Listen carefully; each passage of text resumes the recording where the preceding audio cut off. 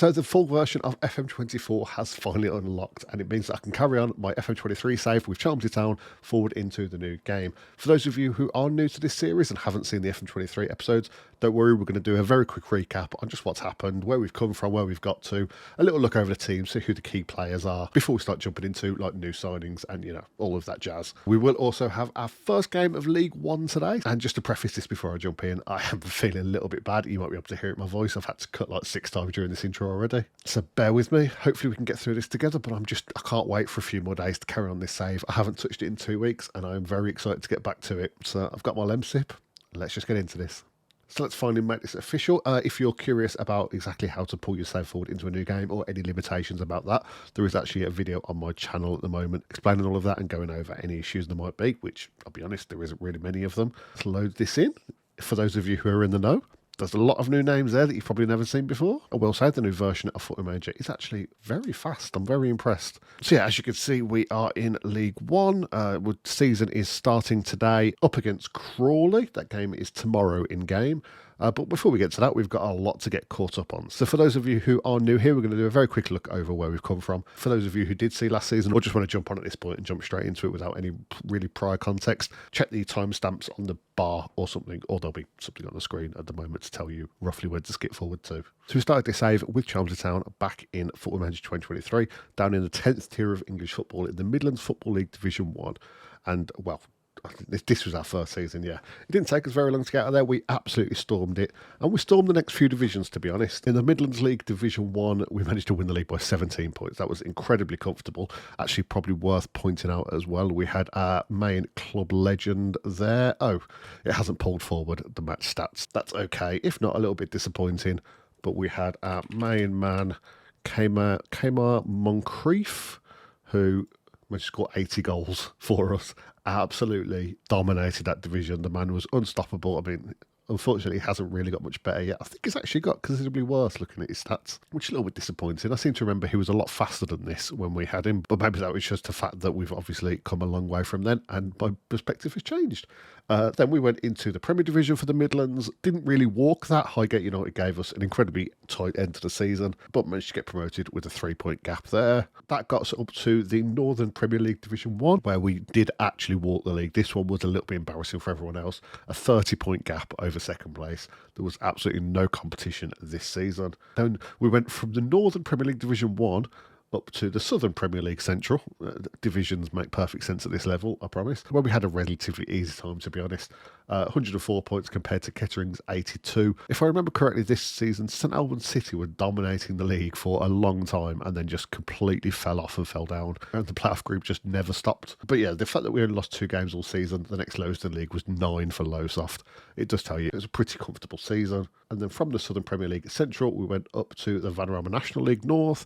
This season, it looks more comfortable than it was. We managed to win the league by 6 points. But South Shields were absolutely dominant this season, and I think with about 8 games left of the season, they were comfortably top by quite a distance, and then I don't think they won again for the rest of the season. We just completely had their trousers down. It was kind of disgusting how bad their form was at the end of the season. But yeah, we managed to nick that title off them. That was a big shock when that happened, I will say. And that was the last league title that we managed to win.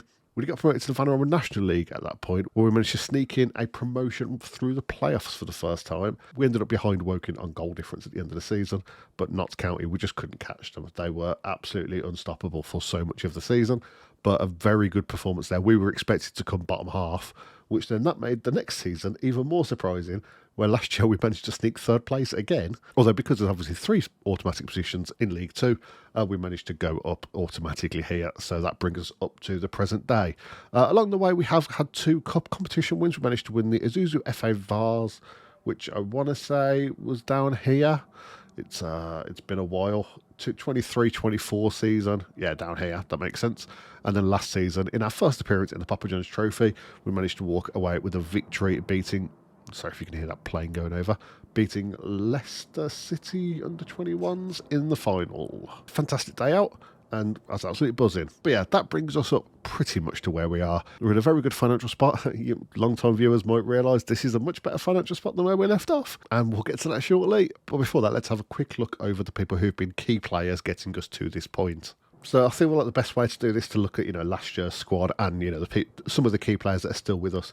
We'll look at last year's best 11. A lot of these have gone, well, a chunk of these have gone or aren't too relevant anymore. Both Stephen Bain and Bailey Kadamachi up front were both loan options. So Stephen Bain's gone back to Coventry, but Kadamachi's gone back to Sheffield Wednesday. I had actually tried to keep Kadamachi, but he wasn't having any of it.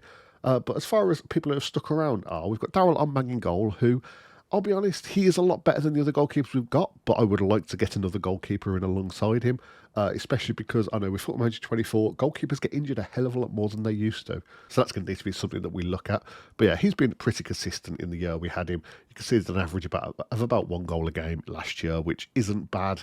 It could be better, but we've basically got promoted by outscoring our opponents. So considering, we're not really paying him that much, $4.50 a week, he's a very good signing for us. Nathan Hughes is probably one of our star men, in my opinion. We signed him last season from lower league obscurity, and he came pretty much straight into our first team.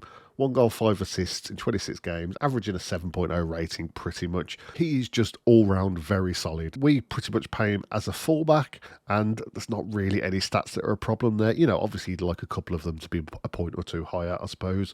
Like his crossing isn't fantastic, his stamina isn't fantastic, but overall he has been an incredibly solid option for us at left back, and there has been quite a bit of interest in him over the summer. I've been trying to drive his price up as much as possible. Chima Aliou has been very good at us for centre-back, although I will be honest, he's probably not going to be first choice this season. We'll have to see how things go. But yeah, 4 goals, 1 assist last season. I think all 4 of those were free kicks. And I mean, his free kick taking's 11.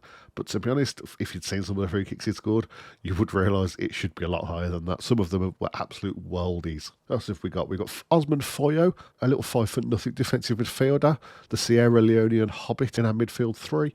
He has been very solid for us. The man can jump like no man's business. Only 12 jumping reach and 5 foot tall, but he outjumps most strikers. It makes absolutely zero sense. Let's see if that remains in this engine as well. Boyang on the Mazzala role. He is another one that might not get as much game time this season, but he has been very solid for us for the last few years. Yeah. He's one of those players that, his stats don't make him look incredible, I want to say. But he has come up big when it's needed, and he's been incredibly reliable throughout. Very good passing, good vision, off-the-ball decisions, just like everything you'd want pretty much. His dribbling could be better, but it's not been the end of the world. As for our more star players, let's say, Danny Wing here has been a fantastic acquisition. I think he came from Liverpool. Yep, on a free. Well, they released him and we picked him up very quickly afterwards. Only 3 goals and 2 assists last season, but he has been very instrumental in so many games. I've really enjoyed watching him play, and his link-up play with Rig especially has been very good indeed. Rig's playing in the Ingont role just ahead of our midfield 3. On his day has been absolutely unstoppable. 9 goals, 8 assists, 2 player of the matches in 34 games. And our other main young striker that we've managed to pick up from lower league obscurity is Kevin O'Neill, which people who watched last season might realise he was not on loan from Leeds United last season, and that might explain why our balance is considerably higher. We brought him in on a free transfer, and Leeds United have paid $2.3 million to bring him to their club. And he's obviously not a fully developed player, so he's back on loan with us for the season. I was a little heartbroken to let him go, but I'm going to be honest, there was a bid for like 800,000 and he was desperate to go. And I tried to bump that up to like $1 million. As soon as I accepted the $1 million, like 15 other clubs came in with $1 million. And then one came in with like 1.2, so I rejected all the millions. And then everyone come back with 1.2, bumped that up to 1.5, everyone come back with 1.5.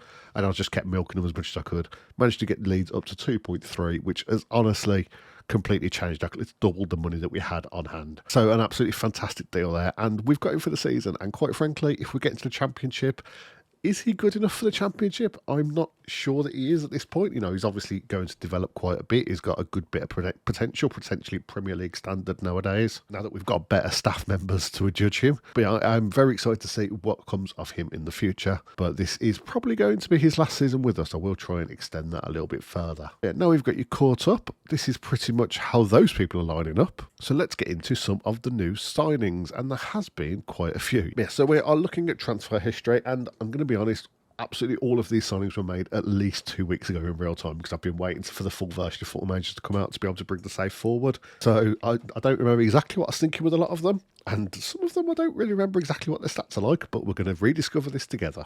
So at the end of the season, we had Derek Griffiths has come back on loan with us. I don't know if that was that entry or the next one, but he's come back on loan for another season from Tottenham. We have got an affiliate deal with Tottenham, so he's not being paid anything, which is absolutely fantastic for us. That's probably last season because we don't have Damaros back. But the first brand new signing we've got is Buster Barbrook here, who... What is going on here?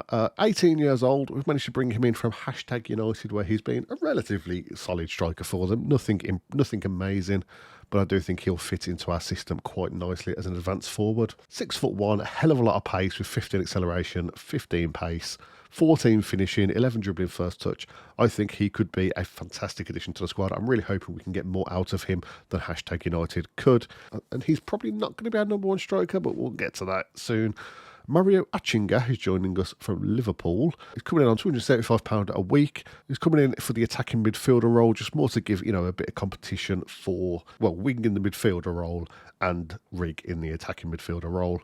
Very good dribbling, first touch, speed, quite a lot of flair, good passing, good vision, teamwork. There's no real bad stats here. His anticipation could be a little bit higher, but I think he could definitely do a job for us. And again, potentially championship standard. So I suppose we should at least be able to turn a profit. Along with that, we've got Leighton Walwyn, who is a striker coming in from Port Vale, actually. Pulling this house forward has messed up these entries quite a bit, it turns out. But, Walwyn is nothing amazing at this point. 11 dribbling, finishing, first touch, 13 passing, relatively good speed. He's pretty good all round. But he's also only 16. He's on £5 a week at the moment. I do think he could end up being a very good part of this team, could improve a lot. He's obviously not going to be going into the first team straight away, but he could definitely be around it for a few games, I feel like. He's going straight into our under-21s for now, but we might well call on him before long. Then we've got Christy Wintersgill joining from Dartford, centre-back, who will probably be one of our first team. Well, I say centre-back. He can play centre-back, right-back, maybe even left-back. He's going to be playing in some of those positions. It sort of depends on where we're getting cover for. 19-year-old has obviously joined. He didn't join on a free. I think we had to pay some compensation actually for him. £33,600 a week. So he's one of our more highly paid stars, which is a little crazy for a League One team when you think about it.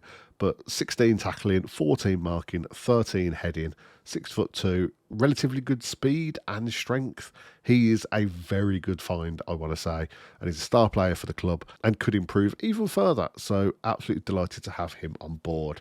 And that's the end of the signings made at the end of last season. Let's come on to this season. Yeah, Derek Griffiths has rejoined, as we said, but alongside him, we've managed to get loans for Anthony Galbraith here, who's a striker, who is a very good striker. He doesn't quite have the physicals that I'd like him to, like 11 acceleration, 11 pace, 11 strength. He's not really incredible in any of those fields, but 16 dribbling, 15 finishing, 16 first touch, 18 technique, 16 aggression, 17 flair. He is a real showman, a really angry showman. And I think while he might not be able to run for the ball too well, he's going to be an absolute magician when he gets on it. He hasn't actually made a first team appearance for Spurs yet, obviously, but he did have a season with Preston last season in League Two, where he did surprisingly bad. And it does make me worry that I might be missing something here. But I think he should be good enough for us. Fingers crossed. I will also say he's got 13 free kick taking. So that's a very good option for us in free kicks. I was actually looking at getting a free kick specialist in for this season. But I think this is the best we've managed. Alongside those, Kevin O'Neill has obviously come back to us. We've got Stephen O'Connor joining on loan from Manchester United. He's a very solid centre-back. Good pace, good strength, marking, tackling, positioning. It's all there. Anticipation, bravery, everything you look at is good. The only one little weakness he's got, Ted Heading, is not, it's not really that good. But he's coming in as our highest rated defender. We are only paying £400 a week of his wages, along with £1,000 a week monthly fees. And he had a season on loan at Derby last year, where he did all right in his 6 appearances. He has actually played once in the Premier League for Man United. So a first bit of Premier League experience we've got coming into the club. And I think he's going to have a very good season for us. Next on the list, we've got Bailey Linwood here, an 18-year-old ball-winning midfielder that we got from West Brom. Yes, West Brom have had a couple of players of us over the seasons. But yeah, I think he's very good. He's not particularly highly rated, which worries me. But I don't see why. It might be that his anticipation's a bit low or something. But I'm thinking, 16 aggression, 17 bravery, 16 work rate, 13 marking, 14 passing, 14 tackling. He's definitely not slow. He's got quite a bit of strength about him.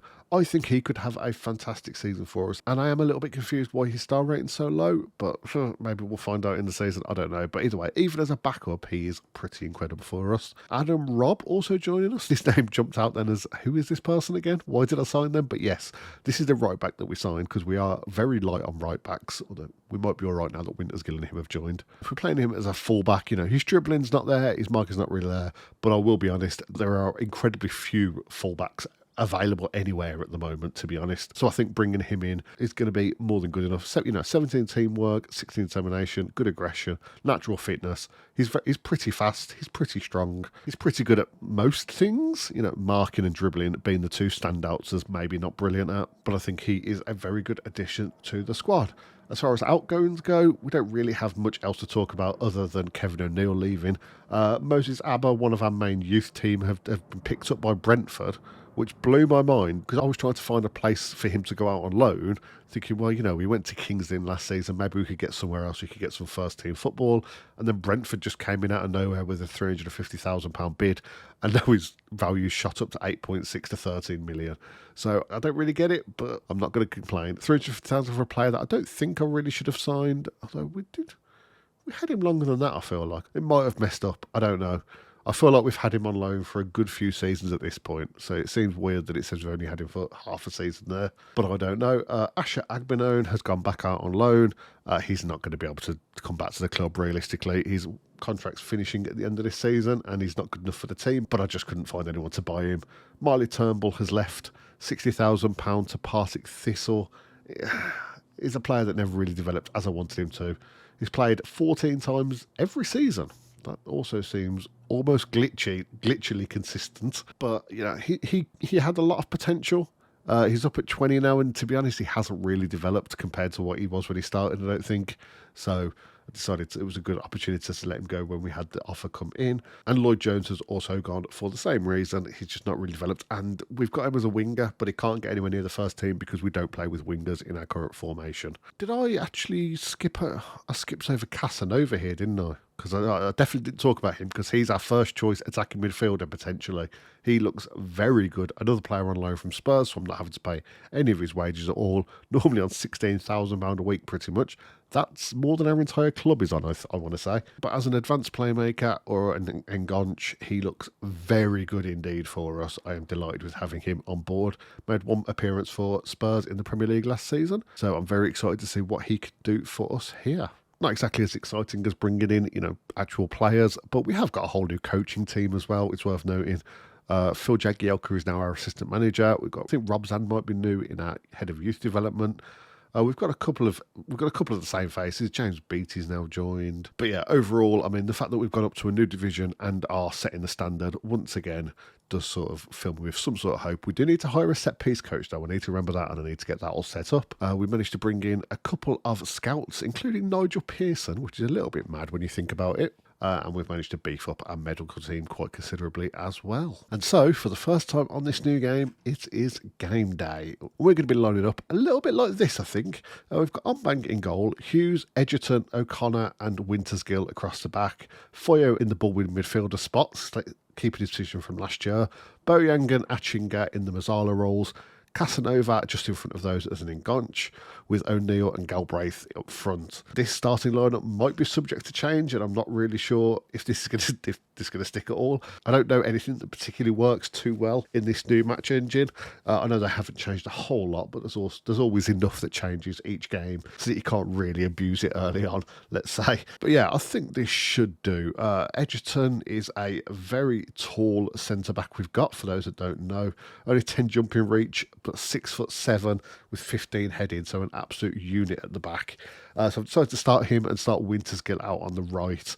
We might, if it doesn't work out, we might bring Wintersgill inside for him and put on like Rob or who did we have right back? Aaron Lewis at right back or something like that, just to see what they can do. I am starting with the goalkeeper on the bench because I am terrified of the new goalkeeper injury mechanics.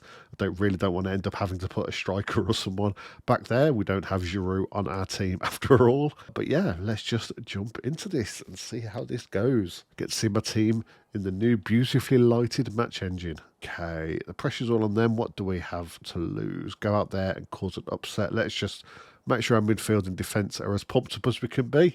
Everyone just looks composed, but it's good enough. That is very quiet. Give me 1 second. Shit, how are we lining up? Oh, I didn't see their formation. I missed everything. Yeah, that's still nice and quiet. They've obviously tweaked their volumes because I haven't messed with much. Daryl Ombang has suffered a stubbed finger within 4 minutes of the first game of the season. Oh, I need to get a good second choice goalkeeper in. Achinga with a nice pass out to Boyang. Let's start us off with. Could we get a goal here? Oh, the ball bounces around a lot with those new deflection mechanics. That's beautiful, but oh, the pass doesn't quite reach whoever that was. I didn't see. Oh, and I think it might have been Hughes, I feel like. But that was the end of the highlight anyway. I'm very unused to this layout because I don't have my skins installed just yet. Edwards with the ball in. Ombang comes to collect it, even with his poorly finger. Can he get one of his classic long balls out? No, he drops it instead. I don't think I've ever seen him do that. Ball comes out to Boyang though, although he can't do anything with it. But Foyo wins the ball back from the lost attempt. Tries to play the ball up, but nobody runs onto it. Looks like it took a knock off the a deflection off the defender as it went up, maybe. I don't actually know. But now we've got Hemming looking to put the ball upfield. Can't get it out though. And Galbraith managed to collect it. He's very far back though. Wintersgill with his fantastic hair playing the ball inside, and now we've got Foyo bursting forward. O'Neill gets it to Galbraith, out to Boyang. Is he going to do something? He gets it into O'Neill. That's got to have been offside, hasn't it? That looked like a fantastic. That was a fantastic finish, and it does look like it counts. I thought he was offside, but I'm not going to complain about that. 13 minutes into our League One debut, what happened here? We'll probably get an offside replay. Oh no, this right back was playing him on Barrett, it looks like. Yeah, that was... what a start.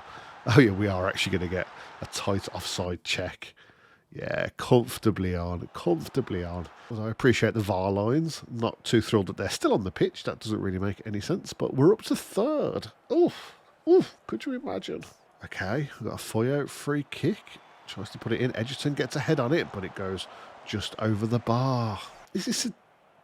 Was I using the default match UI last time? I don't think I was. Oh, God. I'm so confused. I played the whole of Football Manager 2023 with a skin, so I actually know what this is supposed to look like. But either way, we've got a Wintersgill throw in there. Him and Achinga put it back and forth. It comes to Boyang on the edge of the box. Wintersgill gets it back to Boyang. These three are linking up lovely. Oh, that's a penalty. That didn't look like a foul at all, but I'm not going to complain at all with that. Yaya Boyang steps up to try and put us 2-0 up just before the break. And he does slot it in the bottom right corner. Beautiful penalty. I mean, I will say, that penalty also looks so much more realistic than previous years. I don't know what it is about it, but, I mean, that even looked like a bit of a scuffed shot. Which, oh, Jesus, suddenly that's loud now. But I like that the pausing trick still makes difference. You press pause and unpause it, and the crowd just instantly shuts up. Now, long ball up. Edgerton collects it just inside our box and gets it back to Ombang. Puts it out to Wintersgill, and we're looking to play it out from the back. Foyo, Boyang, Casanova starting this off. First time I feel like I've seen Casanova on the ball so far. Gets it out to Hughes at left back. Edgerton, we're just playing it around the back quite nicely here, although runs into a little bit of danger there, but a lovely ball up from Hughes to Boyang, gets it into a nil, and we've put it in again. It's 3-0. I love this division. This is so easy. What's going on? I love that it said that assist from Boyang we replayed time and time again. It was this pass from Hughes that was what made the move. That is such a well-weighted pass. First time pass in. Straight to O'Neill, smashes it in the near side. This is an unbelievable start to this season. It's worrying me that we're going to come back and get absolutely FM'd in this second half. But Wintersgill intercepts another pass. But Galbraith gets it over to Foyo. Boyang can't quite thread the needle up to O'Neill. And O'Neill looked annoyed, then he didn't get the ball. Oh, I love these new animations. Edwards Looks like he's going to get the cross in here. Yeah, he does. Goes to the back post, but Wintersgill gets it away. Adds head, adds shed. 1-2, just burst through the whole team, but managed to put it wide. Thank God.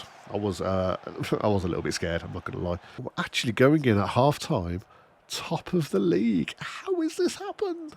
I mean, this fantastic XG is how that's happened. 1.77 from our 9 shots. This has just been a brilliant start. My God, I'm not even going to look to make any changes. This is just what my aching lungs needed. Oh, also that lem sip I had in the intro has gone down a treat. Wintersgill throw into Achinga. We're going to look to get a cross in here. No, just puts it to Foyo. Now back to Wintersgill. These three are linking up constantly, and I love it. What's Wintersgill? He chips it over. Back to Foyo again. Go on, shoot, little man. Shoot. Oh, he does as well. Maybe don't shoot ever again. That was terrible. Your little hobbit feet are too big to get accuracy. He just clubbed it straight over the bar instead. Okay, 59th minute. Well, 60th minute. Foyo gets a shot, gets a ball over. Wintersgill puts it right on top of the bar. That looked like it was dropping in. That would have been a crazy goal, though, considering how slow the ball was moving in the air. But the keeper did not look like he was able to deal with that at all. Into the 70th minute now. I am going to look to make a couple of changes, just because, obviously, why is this screen so low? Why can I see so... Is this how it's always been? It's been a few weeks since I played Football Manager properly, but Jesus. Right. Casanova has actually kind of just been missing this entire game, so we're going to bring him off.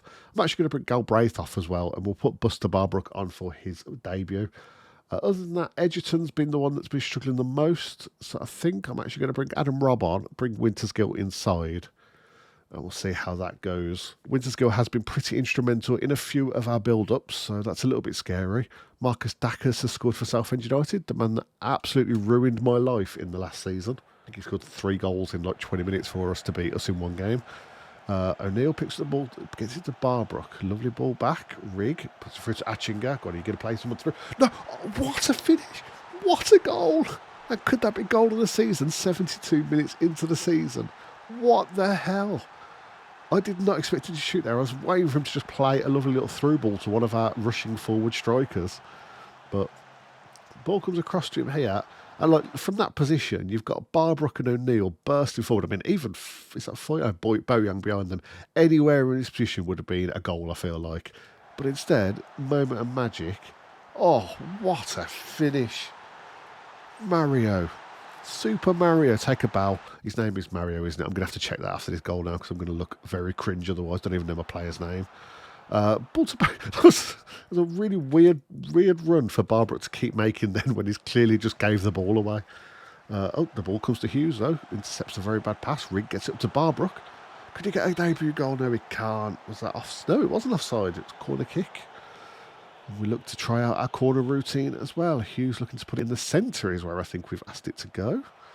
Goes towards Wintersgill. He can't quite get his head in though. Boyan gets the ball and he side foots it in to the bottom corner. It's 5-0. What the hell is going on?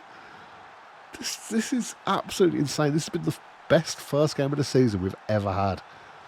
He gets the ball to Wintersgill. Wintersgill was powering up ahead of there, but nothing could come of it. Boyan with a lovely little controlled volley.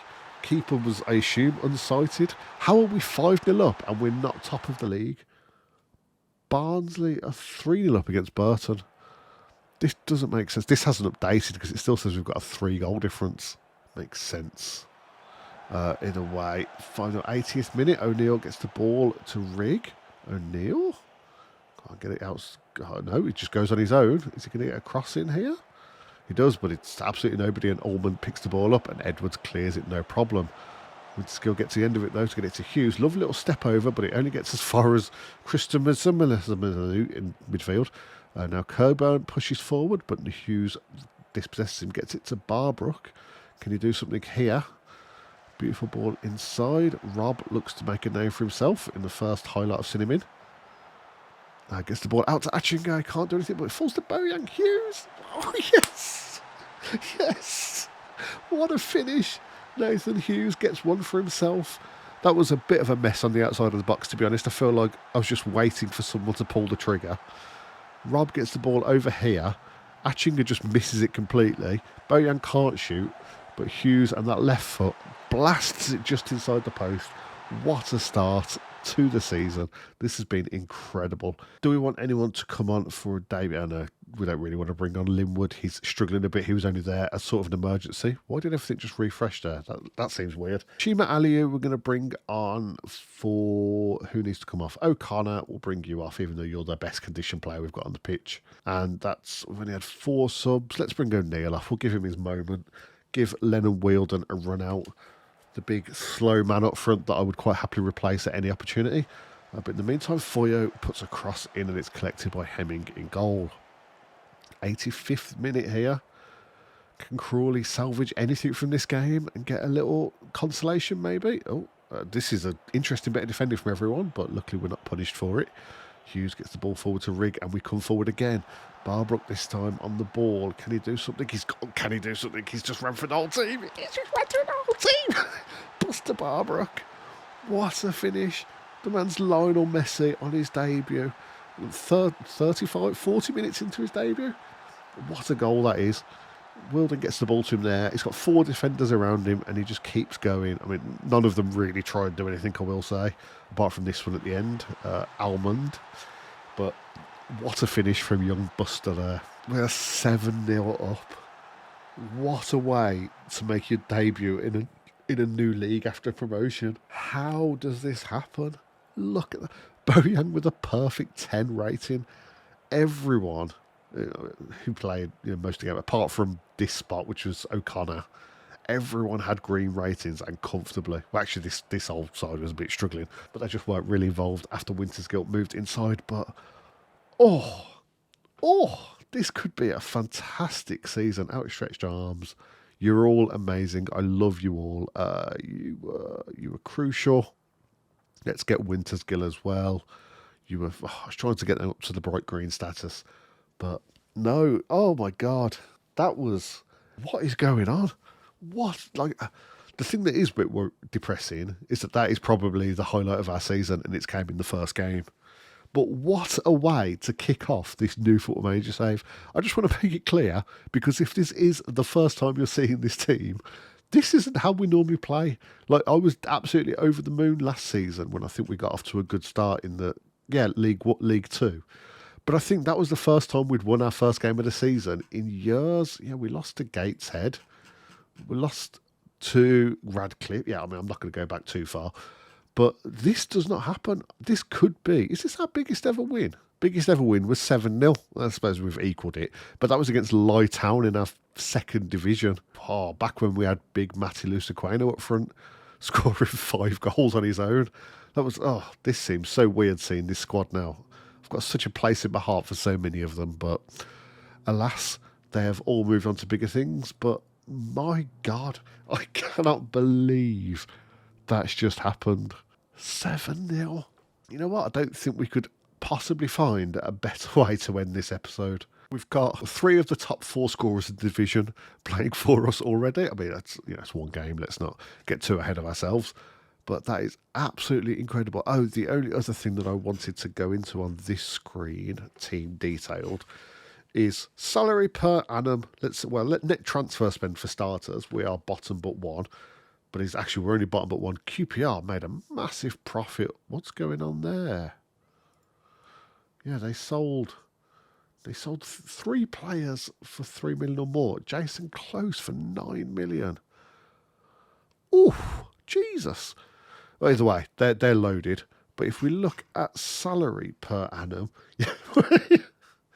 we are less than a third of the next highest. 430,000 compared to 1.3 million. Us two combined are lower than the next one still. But yeah, I mean, you've got Coventry. This is one thing that I did spot early on. Our entire team's salary is 12,400 a week. We've got a wage budget of up to 26, but we're paying 12,400 a week. If we go to Coventry, how can we see their star player? Oh, we can't see their star player, but it was something Coventry, wasn't it? Yeah, Connor Coventry was their star man here, who looks very good for all intents and purposes. I'm not going to deny it. The guy's on £24,000 a week. He's getting paid double what our entire team gets combined. So this is going to be one hell of a season. This has been an incredible start. Where are we predicted to come?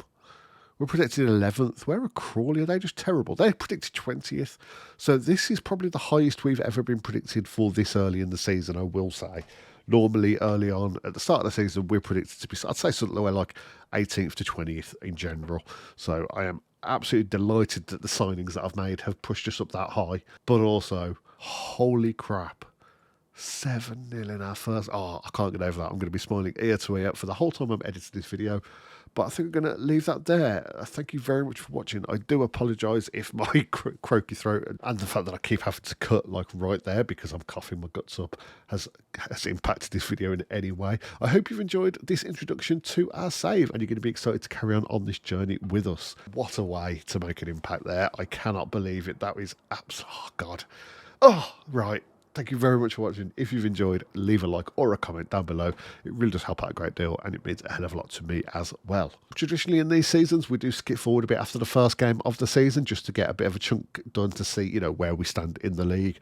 So I would imagine we'll be back somewhere between Gillingham and Wrexham, let's say. Wrexham might be a good one to come back for. They're a well-known club nowadays. But yeah, we tend to jump forward quite a bit after the first game of the season, and then we won't make quite as big of a jump throughout the season. We might skip like a month or so at a time. So we're going to get through the Carabao Cup first round, a couple of cup games here, and a chunk of league games, and we'll be back sometime around late October. We might have a few more additions to the squad at that point, so fingers crossed. Let's try and fill out this squad with a few of the more positions we need. God, Lord knows we've got the wage budget for you. So yeah, make sure you subscribe so you don't miss any of that. And I'll see you next time.